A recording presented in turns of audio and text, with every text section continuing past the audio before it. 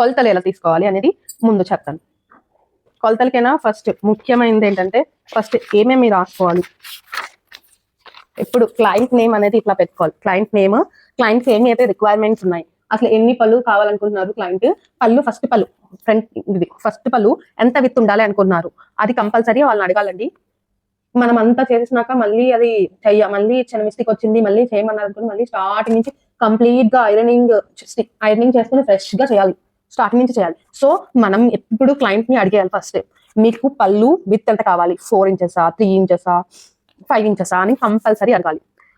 అలా ఎన్ని పళ్ళు కావాలని కూడా అడగాలి. కానీ అడిగినప్పుడే చెప్పాలి. పళ్ళు ఎన్ని కావాలి అనేది శారీ ఒక విత్ బట్టి డిసైడ్ అవుతుందండి, శారీ ఒక హైట్ బట్టి డిసైడ్ అవుతుంది.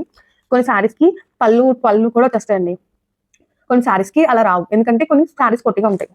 శారీ బట్టి కూడా డిపెండ్ అవుతుంది పళ్ళు సెంటర్ ప్లీట్స్ ఎన్ని కావాలో, పళ్ళు ఎన్ని కావాలో డిపెండ్ అయి ఉంటుందండి. నెక్స్ట్ పళ్ళు హైట్ LSRT అంటే left shoulder to right thigh, waist shoulder to apex to apex. ఈ రీడింగ్స్ ఉంటే సరిపోతుంది. ఇంకొక రీడింగ్ కావాలండి, నేను దీంట్లో రాయలేదు కానీ ఫ్లఫీ ప్లీట్స్ కోసం ఈ రీడింగ్ కావాలి.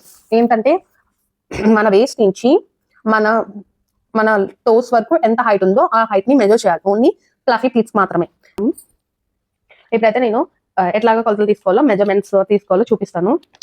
చూస్తున్నారు కదండి, నెక్ నుంచి షోల్డర్ దగ్గర వచ్చింది కదా, లైన్ మీద పెట్టి టేప్ ఫ్రంట్ కి పెట్టకూడదండి, అలానే బ్యాక్ కి పెట్టకూడదు, గట్టిగా మధ్యలో పెట్టాలి. కాఫ్ దగ్గర చూడాలండి, ఫుల్ హైట్ ఉన్న పర్సన్ కి కాఫ్ కి మధ్య తీసుకోవాలి. ఒక నార్మల్ హైట్ ఉన్న వాళ్ళకి కాఫ్ కింద తీసుకున్నా పర్వాలేదు, ఓన్లీ వేణికే అండి కాఫ్ కింద పైన తీసుకుంటారు, ఎందుకంటే అది హాఫ్ సారీ కదా. నెక్స్ట్ LSRT అని left shoulder to right tie, left shoulders నుంచి రైట్ టై వరకు వాళ్ళ శారీ ఎలా అయితే కట్టుకుంటారో సేమ్ అలా మెజర్మెంట్స్ తీసుకోవాలండి.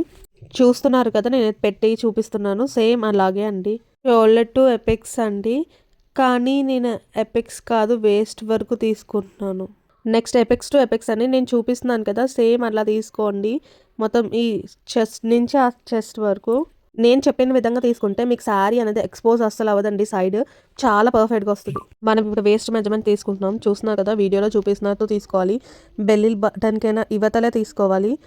నెక్స్ట్ రౌండ్ ఏమొచ్చి బెల్లీ బటన్ దగ్గర స్టాప్ చేయాలి. హిప్ ఎక్కడైతే హిప్ హైయెస్ట్ పాయింట్ దగ్గర ఉంటుందో ఆ పాయింట్ దగ్గర కొలతలు తీయాలండి. మోస్ట్లీ అందరికి ఒకలాగా ఉండదు, చూసుకోండి హైయెస్ట్ పాయింట్ ఎక్కడ ఉందో అక్కడ కొలతలు తీయండి. వేస్ట్ రిప్లో ఏదో హైయెస్ట్ ఉంటే ఆ వాల్యూయే నోట్ చేసుకోండి.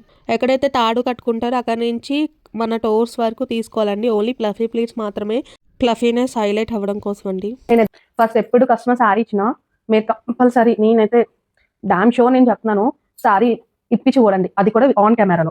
ఎందుకంటే కస్టమర్ ఇచ్చేసే శారీ ఒకసారి డ్యామేజెస్ ఉంటాయి. నాకైతే నా ఫస్ట్ ఆర్డర్ అదే ఏంటండి, నా ఫస్ట్ ఆర్డర్ అయితే శారీకి హోల్స్ ఉన్నాయి, అది కూడా కాలిన హోల్స్.